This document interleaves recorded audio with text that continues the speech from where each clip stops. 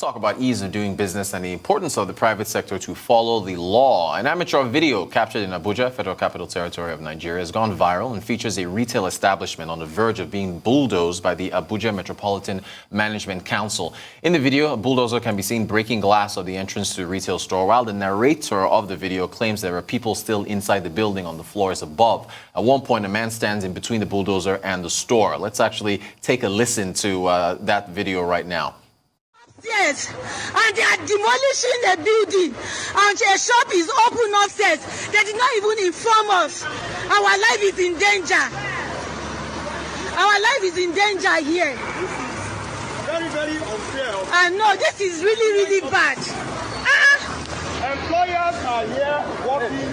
We are upstairs and they are demolishing downstairs. This is really terrible. This is really terrible. Thank God one of us just peeped from upstairs. Wallpaper was upstairs. They said one order from above. See what Nigerians are doing. Is This this our really problem in terrible. this country? This is really terrible. This is terrible. Our life is in danger. Our life is in danger. Our life is in danger. We have millions of products out there. Our life does not matter to this government. This is injustice. This is really terrible. Baby, I'm coming. I'm coming.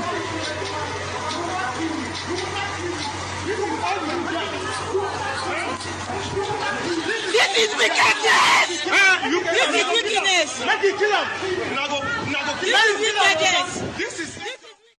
All right, so it's important to, show both sides of this argument. The FCTA, Federal Capital Territory Administration, they did respond in a series of tweets. Let's take a look at the first one. They say, response to the video showing enforcement action on a plaza. The action was taken due to the owner's continuous disregard of adequate notices served on him by the FCTA Department of Development Control. The ground floor was approved as a car park, but the developer converted it to shops. They continued. The same developer also went ahead to cut down trees planted by the government to enhance the visibility of his shops.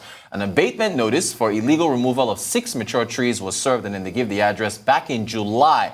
Let's take a look at that abatement notice. You'll notice at the top there, it's the Department of Parks and Recreation, Abuja Metropolitan Management Council, and then they've got the other details. One more tweet from the official FCTA. They said the total sum abated 600,000 naira only to be paid into their IGR, internally generated revenue account, of one of the banks. All efforts made to ensure compliance was met with deaf ears, hence the action taken that we saw in the video. FCTA urges developers to follow what is approved in their building plans and avoid any illegality. And we have a developer with us in the studio. Joining us is to discuss this further is Ayo Ibaru, Chief Operating Officer, also Director of Research at Northcourt Real Estate. Ayo, good morning to you. Thanks for joining us. Ayo, you're a developer. The FCTA, Department of Development Control, they said several notices were sent to the developer, but they were ignored. Is there another form of punishment that could have been meted out and avoided what we just saw in that video?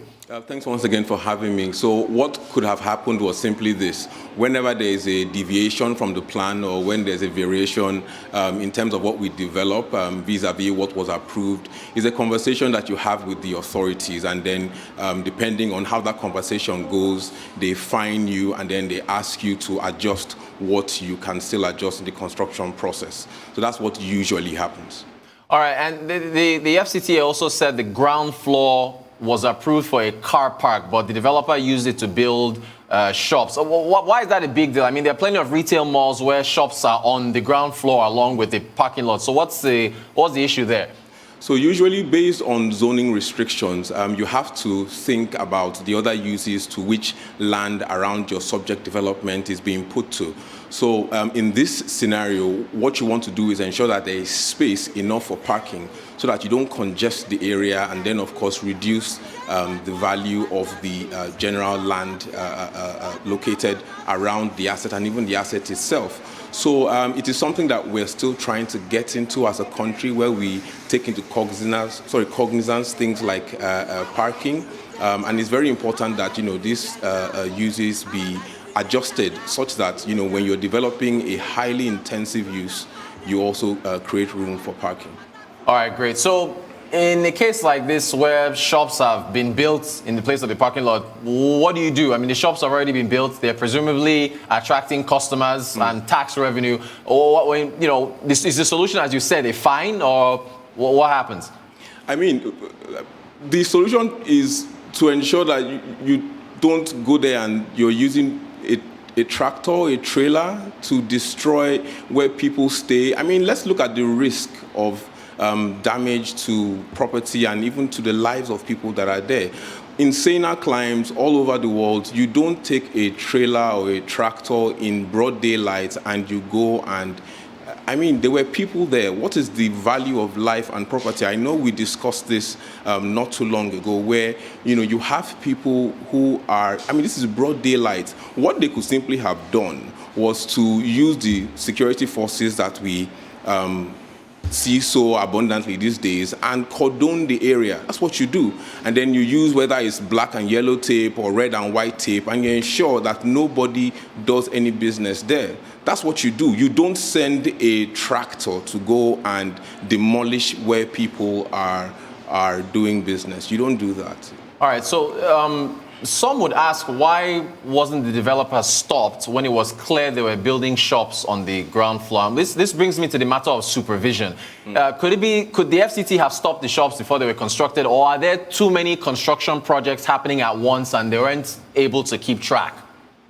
I mean, your guess is as good as mine. Yes, the development authority could have stopped, you know, all these developments. And with that said, they are also culpable in what's happening here. You don't see a development ongoing, and then you wait until they finished it, you wait until they've painted, you wait until there's even a car park and people are doing business there. It's now a landmark of sorts, and then you now say it's wrong. I mean, United Nations international standards, even on IDPs and even on people who are staying in places where they are not tenants, after a while, you have to go through a process before you can push them out, even if their initial entry to the location was illegal. So, I mean, this is, sorry to use the word, a bit too rascally for the 21st century. You don't do things like this. All right, and thank you, Ayo. Considering the cost, I know I've talked about the cost of building materials, number of the, what's imported. Is that factored in when one thinks about the flip side of destroying these buildings? What that amounts to? I think there is the cost of building materials, but then again, there is the in my mind, in terms of hierarchy, there is the issue of the risks to human lives. And that's where we have to start this conversation. I mean, if you go back to the video, you hear people saying things like, this is wickedness, they don't value our lives. And this is where we have to start the conversation. I mean, there is no amount of money you can exchange for a human life, right? So even if, materials are expensive, what is the risk? And if you come over to Lagos or a few other leading cities in Nigeria, not a month or two goes by that there isn't a demolition and you're hearing 5 people dead, 18 people dead, 6 people dead. It's something we need to take more seriously as a country, if you ask me. Thank you for that. Okay, so while we're on the matter of destruction of businesses, Northcourt, you've released a report on the impact of the recent vandalization from the fallout of the NSARS protest. Yes. I think we can put up a vandalization map that you produced, which for those who thought this was just, and we've been reporting this for just Lagos and a couple other states. Can you take us through the map? It looks like there was widespread destruction across the country. Okay, so I'll start from about the easiest place to discuss, in my view, which is the far north.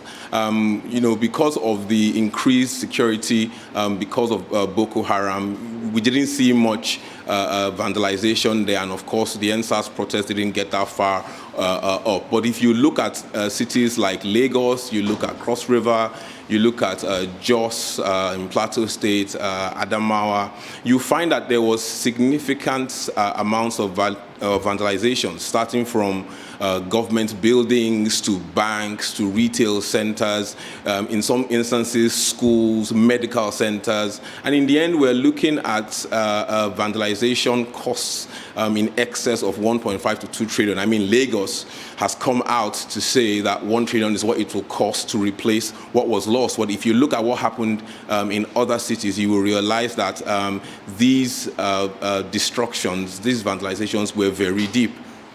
Thank you for that. Now, since we just talked about a retail store, your report also says 14% of grade A retail malls were vandalized. I think you had a pie chart in your report. What's the impact, considering we're supposed to have, Black Friday sales later this month, Christmas retail season, next month. Yeah, there's the map there. So, what's the impact on this, on that destruction? I mean, first off, COVID in a way has adjusted our buying patterns, and what do I mean by that? People can, or people have now come to prefer shopping from home. So, it's really going to be a logistics situation. So, people are not really up for going to grade A malls or even regular malls. For that matter, I believe the battle will be online, and it will be, of course, carried through by the logistics arm of the market. But I think it's very important here to say that the effects will come in 3 phases: short, medium, and long. If you can spare a minute, I will take us through those 3 very briefly.